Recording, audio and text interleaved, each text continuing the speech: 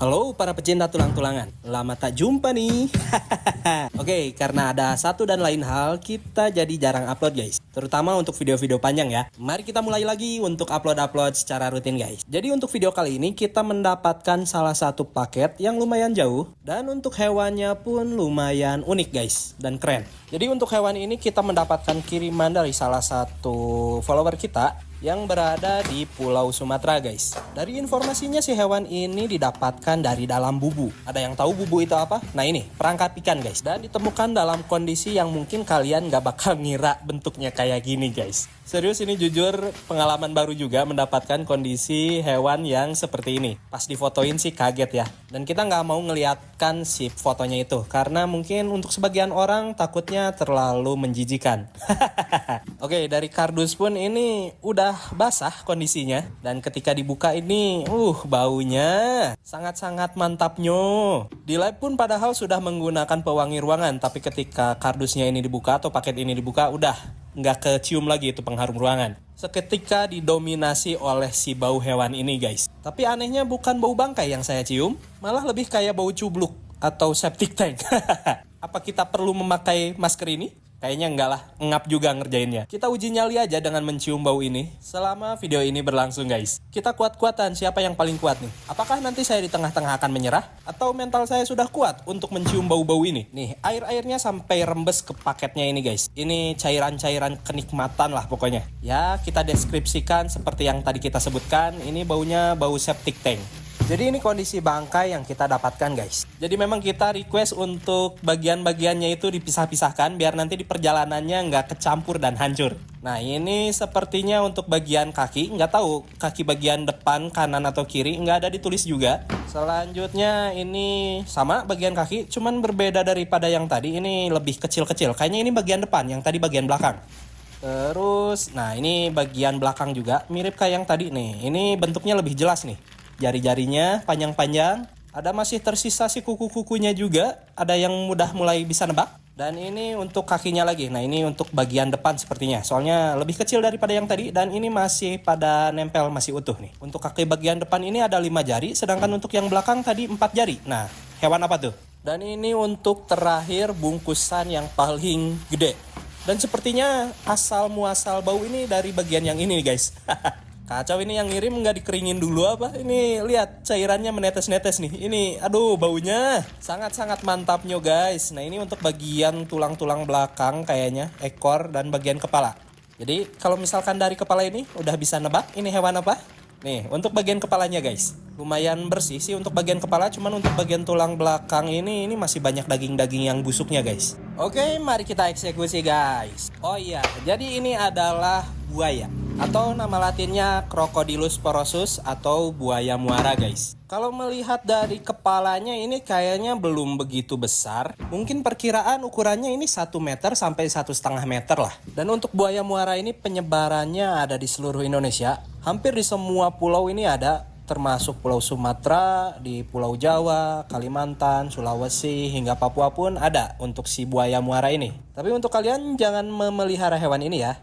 Oke lanjut guys, karena melihat kondisinya ini dia sudah bisa dikatakan busuk. Jadi di sini kita memutuskan kayaknya cukup untuk dibersihkan manual saja guys. Tidak usah dimasukkan ke mes para pekerja asing. Kayaknya bakal mudah-mudah aja untuk melepaskan si sisa-sisa dagingnya ini. Kita bersihkan semaksimal mungkin, tapi kalaupun misalkan nanti ada sisa-sisa sedikit, itu bisalah nantinya larut menggunakan cairan peluntur dosa guys. Kalaupun nantinya setelah cairan peluntur dosa masih ada sisa-sisa, nanti setelah kering biasanya lebih mudah juga dibersihkan. Ya meskipun nanti jatuhnya jadi ribet aja sih membersihkannya beberapa kali. Tapi tak apa-apa, yang penting customer bahagia dan transferan pun lancar.